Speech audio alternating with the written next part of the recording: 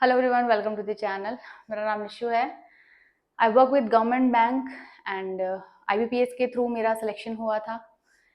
ये तो था ब्रीफ इंट्रोडक्शन मेरे बारे में। अब बात करते हैं हम आज की क्लास के बारे में। आज जो हमारा टॉपिक है वो क्लोज टेस्ट का है और ये टॉपिक काफ़ी इंपॉर्टेंट है। एसएससी का अगर हम एग्जाम की बात करते हैं तो डायरेक्ट क्वेश्चन आता है 5 मार्क्स का प्री के एग्जाम में। लास्ट ईयर पैटर्न चेंज हुआ था और लास्ट ईयर के पैटर्न के अकॉर्डिंग एक मॉडरेट क्वेश्चन आया था जिसकी वेटेज 5 मार्क्स की थी। इसलिए हमारे लिए काफ़ी इंपॉर्टेंट हो जाता है कि अगर हम इस साल प्रिपेयर कर रहे हैं एसएससी के लिए और एग्जाम को भी अपियर करेंगे तो कम से कम हम इस टॉपिक को अवॉइड ना करें। आज हम बात करेंगे कि सही अप्रोच क्या है इस टॉपिक को करने की और ये टॉपिक से हमें कितने मार्क्स मिल सकते हैं अगर हम इसे अच्छे से अटेम्प्ट करते हैं तो।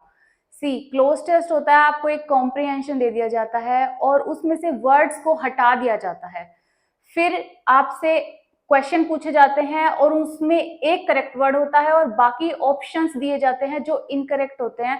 आपको उस कंप्लीट पैसेज को कंप्लीट करना है और उन वर्ड्स के थ्रू उसकी कंप्लीट सेंस बनानी है जिसे इजीली अटेम्प्ट किया जा सकता है और अच्छा स्कोर भी किया जा सकता है सिर्फ थोड़ी सी प्रैक्टिस के साथ। अब आज की हम क्लास स्टार्ट करेंगे क्लोज टेस्ट की और डिस्कस करेंगे कि इसे अटेम्प्ट कैसे करना है। आइए स्टार्ट करते हैं। पहला एग्जाम्पल देखते हैं। कुछ डायरेक्ट अप्रोच देखेंगे हम कि कैसे हम इसको इजी बना सकते हैं करते हुए। पहला एग्जाम्पल देखते हैं। ये भी आपके एसएससी सीजीएल में आया हुआ क्लोज टेस्ट है। क्वेश्चन को स्टार्ट कैसे करना है? सबसे बेस्ट तरीका ये है कि 5 मार्क्स की वेटेज है इस कंप्लीट क्वेश्चन की, तो 20 सेकंड के अंदर आप इसे बहुत जल्दी से रीड कर लीजिए सो दैट आपको पूरा कॉम्प्रिहेंशन का मैसेज और उसकी अप्रोच समझ आ जाए। अब मैं आपको ये कराते हुए समझाऊंगी कि हमें कैसे समझना है और कैसे इसको सॉल्व करना है। See, it is essential to form a link between formal education and skill. Multidisciplinary and personality enhancement skills are the dash requirements of every sector. Many reforms are being in dash in the higher education to correlate academics to the dash of various service sectors. Innovation models can help to the varied needs of skilled and unskilled labor. 15 second से कम में हमने पढ़ लिया है और अब हम समझेंगे कि ये कहना क्या चाह रहा है। ये आपके ऑप्शंस हैं सारे, इसमें से एक करेक्ट है, बाकी सारे इनकरेक्ट हैं हर एक क्वेश्चन का। अब पढ़ते हैं। It is essential to form a link between formal education and skill. ये काफी जरूरी है। असेंशियल का क्या मतलब होता है? जो बहुत ज्यादा इंपॉर्टेंट हो। क्या जरूरी है? कि लिंक होना चाहिए किन चीजों के बीच में? Formal education. फॉर्मल एजुकेशन क्या होती है? फॉर्मल एजुकेशन होती है जो हम अपने स्कूल में जो पढ़ाई करते हैं या जो हम कॉलेज की पढ़ाई करते हैं वो फॉर्मल एजुकेशन होती है, जो बुक्स पे डिपेंड रहती है, जो सिलेबस जिसका कंप्लीट फिक्स होता है। तो जो फॉर्मल एजुकेशन है और जो स्किल है उसके बीच में एक लिंक होना चाहिए। अब स्किल क्या है? स्किल यहाँ पे सेंटेंस कंप्लीट है। अब देखते हैं। Ripening, development, progress and maturity. Ripening का मतलब क्या होता है? कोई चीज पक जाना, तो ये नहीं हो सकता। डेवलपमेंट को देखते हैं। प्रोग्रेस क्या होता है? कोई चीज बढ़ना, ठीक है, कोई चीज आगे बढ़ना, इसको भी देखते हैं। मेच्योरिटी, कोई चीज मेच्योर हो जाना, कंप्लीट अपने टेन्योर पे पहुंच जाना, ये भी नहीं हो सकता। इन दोनों में चेक करते हैं। अब formal education and skill dash. Skill क्या होता है? स्किल का मतलब होता है कोई ऐसी आप अपनी एक स्किल डेवलप कर लेना, कोई हुनर को डेवलप कर लेना ट्रेनिंग से। ट्रेनिंग से उसका इतनी ज्यादा प्रैक्टिस करके उसको इतना आप उस चीज में इतने वो हो जाना, मतलब स्मार्ट हो जाना कि वो स्किल आपका डेवलप हो गया। अब टैलेंट और स्किल में क्या डिफरेंस होता है? टैलेंट वो होता है जो आप बाय बोर्न, आप जब आप पैदा होते हैं जिस चीज के साथ आप कोई टैलेंट के साथ पैदा होते हैं तो वो टैलेंट होता है, लेकिन स्किल को डेवलप करना पड़ता है। मतलब अगर कोई पैदा हुआ है और थोड़ा बड़ा हुआ है और उसका बहुत ज्यादा अच्छी आवाज है तो वो तो हुआ टैलेंट। लेकिन किसी की आवाज अच्छी नहीं है, उसने प्रैक्टिस कर करके इतनी अच्छी आवाज कर ली, इतनी अच्छी उसकी मतलब पढ़ाई कर ली सिंगिंग की कि उसका स्किल डेवलप हो गया। तो स्किल के साथ हमेशा डेवलपमेंट आती है, आपका ये करेक्ट हो जाएगा। ठीक है, पहला हो गया हमारा skill development. Multi disciplinary and personality enhancement skills are the dash. Multi disciplinary क्या होता है? मतलब बहुत सारे जो सब्जेक्ट्स हैं वो इंटरकनेक्टेड हो। Multi disciplinary and personality enhancement. Personality जो होती है पर्सन की, एनहेंसमेंट मतलब उसको एनहेंस करना, मतलब बढ़ाना। Skills are the dash requirement of every sector. मतलब ये परफॉर्म करने के लिए और ये परफॉर्म करने के लिए, इसको एनहेंस करने के लिए पर्सनालिटी को स्किल्स क्या है, बहुत इंपॉर्टेंट है। उसके बाद सेकंड ऑप्शन में क्या आएगा, essential, domestic, needless, external. Skills क्या है, जरूरी है किसके, किस चीज के लिए, रिक्वायरमेंट है किस चीज की, हर एक सेक्टर की, तो क्या आएगा, असेंशियल। बाकी भी ऑप्शंस देख लेते हैं कि बाकी ऑप्शंस क्यों नहीं आएंगे। देखो आप, असेंशियल तो इंपॉर्टेंट हो गया, तो ये करेक्ट हो गया। डोमेस्टिक क्या होता है, डोमेस्टिक होता है लोकल, है ना, घर जहां जैसे डोमेस्टिक फ्लाइट्स होती हैं, तो मतलब विद इन कंट्री जो फ्लाइट्स होती हैं, इसका कोई लेना देना नहीं है। डोमेस्टिक बाकी चीजों के साथ भी आ सकता है, बट यहाँ पे क्या है कि domestic skills are domestic requirement, domestic नहीं हो सकता है, ये बिल्कुल इनअप्रोप्रिएट है। नीडलेस क्या होता है, जिसकी जरूरत ना हो, ये भी नहीं आ सकता। एक्सटर्नल क्या होता है, बाहर का, ये भी नहीं आ सकता। सिर्फ एक ऑप्शन है असेंशियल। क्या जरूरी है कि पर्सनैलिटी एनहांसमेंट के लिए भी रिक्वायरमेंट है किस चीज की, बहुत जरूरी है, स्किल्स की। ठीक है, अब नेक्स्ट देखते हैं। Many reforms are being dash in higher education to correlate academics to the dash। बहुत सारे रिफॉर्म्स, रिफॉर्म्स क्या होते हैं, चेंजेस, बीच बीच में चेंजेस को इंट्रोड्यूस करना, वो होते हैं reforms. Many reforms are being introduced. अगर आप कोई चेंजेस करेंगे तो उनके लिए क्या वर्ड यूज होगा कि आपने उनको इंट्रोड्यूस किया है।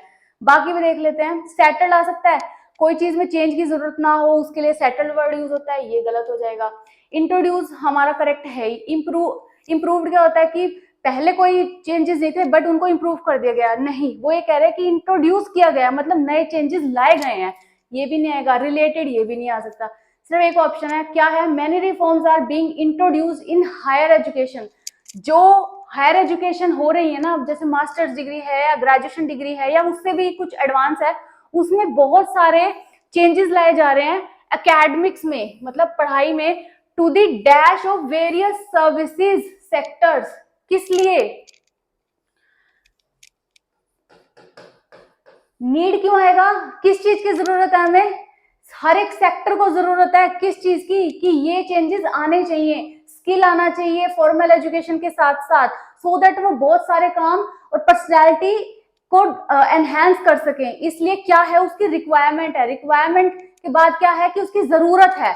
यहाँ पे आएगा नीड ऑफ वेरियस सर्विस। किसकी रिक्वायरमेंट है ये, वेरियस सर्विस सेक्टर्स की, काफी सारे सेक्टर्स की ये नीड है कि ऐसे चेंजेस आने चाहिए। अब innovative models can help to, ये सी, बाकी देख लेते हैं। ड्यूटी आएगा, फोर्थ में ड्यूटी भी नहीं आएगा क्योंकि रिक्वायरमेंट के साथ नीड है हमारी। उसके बाद चेंज, चार्ज आएगा, नहीं आएगा। अर्जेंसी भी, ऐसा भी कोई वर्ड नहीं आएगा। लास्ट देख लेते हैं। Innovative models can help to dash the varied needs of skills and unskilled labour. Innovative models मतलब इनोवेशन, मतलब नई नई चीजों के जो मॉडल्स हैं, जो नई इनोवेशन क्या होता है, इनोवेशन होता है कि नई चीजों की खोज करते रहना, है ना। जो इनोवेशन मॉडल्स है वो क्या हेल्प कर सकते हैं, to dash the varied needs of skilled. जो रिक्वायरमेंट जनरेट हुई है ना, जो नीड जनरेट हुई है स्किल्ड की और अनस्किल्ड लेबर की, उसको पूरा करने में हेल्प कर सकते हैं। तो हमें क्या, कौन सी वर्ब की जरूरत है, मीट। अच्छा, बाकी पढ़ लेते हैं, बाकी क्यों नहीं आएंगे। सी, इनोवेटिव मॉडल्स है, प्लूरल है, प्लूरल के साथ प्लूरल वर्ब आएगी तो मीट आ जाएगा। मीट्स नहीं आ सकता क्योंकि सिंगुलर नहीं था। मीटिंग नहीं आ सकता। और एक और क्लोज टेस्ट देख लेते हैं, अच्छी प्रैक्टिस हो जाएगी। Everything in Bhutan is chemical free. Bhutan में जो हर एक चीज है वो केमिकल फ्री है। Okay, all fruits and vegetables are dash, ठीक है, originally, organically. So whatever you buy is dash farm produce as the dash of the population indulge in farming dash 4 says my taxi driver। ये नाम है उस person का। We use turmeric on wounds also to dye dash and it is added extensively in our cooking, also may believe it is an anti cancer and can treat tumors। Bhutan के बारे में बात हो रखी है, बेसिक सा एक आइडिया हमें मिला है कि भूटान में क्या होता है, केमिकल फ्री जो है वो सारे फ्रूट्स एंड वेजिटेबल्स यूज किए जाते हैं। तो अब इसको पूरा अच्छे से पढ़ेंगे और ऑप्शंस के साथ इसको सॉल्व करते हुए चलेंगे। Everything in Bhutan is chemical free. हर एक चीज जो भूटान में है वो केमिकल फ्री है, मतलब हर एक चीज जो है वो ऑर्गेनिकली उगाई जाती है। क्या है उसमें, फ्रूट्स हो गए, वेजिटेबल्स हो गए, आर ग्रोन। ग्रोन क्यों आएगा बताओ, ग्रोन क्यों आएगा, ग्रोज, ग्रू, ग्रो क्यों नहीं आएगा। सी, ये पूरा जो हमारा लाइन है ये पैसिव में है और पैसिव के साथ वर्ब की थर्ड फॉर्म आती है, इसलिए ग्रोन आएगा। नेक्स्ट देख लेते हैं, यहां ग्रोन आ गया। ऑर्गेनिकली का मतलब क्या है कि जो फर्टिलाइजर्स है वो यूज नहीं होते, मतलब जो भी नेचुरल फर्टिलाइजर्स हैं उनके साथ वेजिटेबल्स एंड फ्रूट्स को उगाया जाता है। Next, so whatever you buy is, so जो भी आप वहां खरीदते हैं इज डैश फार्म प्रोड्यूस, वहां पर सारा वहीं पर फार्म प्रोड्यूस होता है जो भी आप खरीदते हैं। क्या है ऑप्शन देख लें जरा, सो दैट हमें समझ आ जाए। Locally, near by, closely, nearly, कौन सा ऑप्शन आपके अकॉर्डिंग आएगा? लोकली आएगा। लोकली मतलब वो एरिया जहां पर ये जो फार्मिंग है वो हो रही है, ये हुआ लोकली। नियर बाय का मतलब क्या है, और क्लोजली और नियरली सारे ऐसे कंफ्यूजिंग वर्ड्स हैं कि हम सोच सकते हैं कि इनमें से भी शायद कोई आ जाए, मतलब किसी ऐसे स्टूडेंट ने जिसको सबका मतलब ना पता हो वो कंफ्यूज हो सकता है। अब हम एक एक करके पढ़ेंगे सो दैट ये अच्छे से हमारा सॉल्व हो जाए और हमें समझ आ जाए। लोकली का मतलब क्या होता है? लोकली का मतलब होता है विद इन एरिया कोई चीज जो हम कंसिडर करते हैं वो लोकली होती है, मतलब लोकल जो एरिया को दिखाती है, जो लोकल जो चीजों को दिखाती है वो लोकली है। नियर बाय क्या होता है? ये डिस्टेंस के लिए होता है कि पास या दूर, ठीक है। क्लोजली क्या होता है? कि बिल्कुल कोई चीज आसपास होना, ठीक है। और नियरली क्या होता है? आसपास का जो डिस्टेंस के उसमें दिखाता है। तो अगर हमें ये दिखाना है कि लोकली प्रोड्यूस हो रही है, मतलब विद इन एरिया कोई चीज हो रही है, उसके लिए हम लोकल वर्ड यूज करेंगे। ये बाकी सारे इतने अच्छा से मीनिंग नहीं देंगे जितना ये देगा। नेक्स्ट देख लेते हैं। Farm produce as the dash of the population indulge in farming. Indulge का मतलब क्या होता है? इन्वॉल्व है। क्या है यहां पर हमने क्या कर दिया? लोकली हो गया। Locally farm produce as the dash, यहां देख लेते हैं। Common, mass, majority, community. अब वो कहना क्या चाह रहा है उससे हमारा ये मतलब निकल जाएगा। वो ये कह रहा है कि जो लोकल है वो सारे के सारे वहां पे फार्म प्रोड्यूस होता है, वहीं पे उस एरिया में locally. As in majority of population, population के बारे में बात हो रही है। ऐसा इसलिए है क्योंकि जो ज्यादा से उस एरिया के ज्यादा जो लोग हैं वो फार्मिंग में इन्वॉल्व है, इसलिए मेजोरिटी आएगा। मास नहीं आएगा, कॉमन नहीं आएगा, और कम्युनिटी तो बिल्कुल नहीं आ सकता। कम्युनिटी का मतलब होता है ग्रुप ऑफ पीपल, बट ये नहीं कहना चाह रहा ग्रुप ऑफ पीपल। वो कह रहा है कि उस एरिया की ज्यादा से ज्यादा पॉपुलेशन है वो कहाँ इन्वॉल्व है? फार्मिंग में इन्वॉल्व है। इसलिए यहाँ पर हमारा जो एप्रोप्रिएट वर्ड रहेगा वो मेजोरिटी रहेगा। अब यहाँ पे आ गया majority. Majority of the population indulge in farming for dash, यहाँ पे कोई रीजन है। Says my taxi driver. अब वो कह रहा है ऐसा क्यों है? वो इस वजह से है क्योंकि न्यूट्रिशन आ सकता है, पौष्टिक, पौष्टिक उसके लिए बिल्कुल नहीं। रीजन बताना है उसने। सस्टेनेंस, कंजर्वेशन हो सकता है, कंजर्वेशन भी नहीं आ सकता। कंजर्वेशन का मतलब होता है कोई चीज को बचाना, ये भी नहीं है। प्रोविजन, प्रोविजन होता है किसी रूल के तहत कोई डिसीजन, ये भी नहीं आ सकता। सस्टेनेंस आएगा। अब सस्टेनेंस क्यों आएगा और इसका मतलब क्या है? सस्टेनेंस का मतलब होता है जीने के लिए, लोग अपने डे टू डे जो उनकी रिक्वायरमेंट्स हैं उनके उन चीजों को पूरा करने के लिए वो फार्मिंग पे डिपेंड है। मतलब वहां पे जो मेनली लोगों के पास काम करने की जो ऑप्शंस है उसमें से फार्मिंग सबसे बड़ा काम है कि वो सारे के सारे फार्मिंग में इन्वॉल्व हैं। यहाँ सस्टेनेंस आ गया। सेज माई टैक्सी ड्राइवर, उसके टैक्सी ड्राइवर ने ये सारी इन्फॉर्मेशन उसे दी।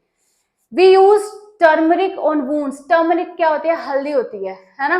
टर्मरिक ऑन वुंड्स, वुंड्स क्या होते हैं? घाव। वो कहते हैं कि हम ना टर्मरिक, हल्दी को यूज करते हैं घाव पे। ऑल्सो टू डाई, डाई क्या होता है? कलर करने के लिए। यहाँ पे आ गया क्या डाई करते हैं देखते हैं। And it is added extensively in our cooking. जो टर्मरिक है वो कुकिंग में भी यूज होती है। अब देख लेते हैं और कौन सी चीज है जो यहाँ मिस हो गई। Covering, we also to die covering, not appropriate. Attires क्या होते हैं? अटायर्स होते हैं पूरी कंप्लीट ड्रेस जो आप पहन के रेडी हो जाते हैं, उसे अटायर बोलते हैं। ये भी नहीं आ सकता। क्या आप अपने पूरी पहनी हुई ड्रेस को थोड़ी डाई करेंगे? ये भी पॉसिबल नहीं है। फैशन होता है जो उस टाइम का ट्रेंड में होता है, वो फैशन होता है, ये भी नहीं आ सकता। गारमेंट्स आ सकता है, बिल्कुल आ सकता है। गारमेंट्स क्या होता है कि जो रॉ मटेरियल होता है उसे गारमेंट्स कहते हैं, मतलब एक कपड़े का पीस जो होता है उसे गारमेंट्स कहते हैं। तो यहाँ गारमेंट्स आ जाएगा। वो क्या कह रहा है कि वूंड्स के लिए, डाई करने के लिए गारमेंट्स को, कपड़ों को। And it is also added extensively in our cooking, मतलब हमारी कुकिंग में भी यूज होती है। Also many believe it is an anti cancer, मतलब जो टर्मरिक है वो काफी ये भी विश्वास करते हैं कि जो टर्मरिक है उसे कैंसर जो है उस पर भी हेल्प मिलती है। ये वो एंटी कैंसर है, मतलब वो चीज होने से रोकता है। और ट्रीट ट्यूमर्स, जो ट्यूमर्स होते हैं उनको भी ट्रीट करता है। तो ये कंप्लीट एक इंफॉर्मेशन इस पैसेज में हमें मिली। आज की क्लास हमारी यहीं खत्म होती है। क्लोज टेस्ट को आज हमने डिस्कस किया और पॉइंट्स डिस्कस किए कि कैसे हम क्लोज टेस्ट सॉल्व कर सकते हैं एग्जाम में। आने वाली क्लासेस को देखने के लिए चैनल को सब्सक्राइब कीजिए। डिस्क्रिप्शन बॉक्स में मैं टेलीग्राम चैनल का लिंक शेयर कर दूंगी। अगर आपको कोई डाउट है या आप कोई भी क्वेश्चन का सोल्यूशन पूछना चाहते हैं तो आप वहाँ पोस्ट कर सकते हैं अपनी query. And thank you so much for watching the class.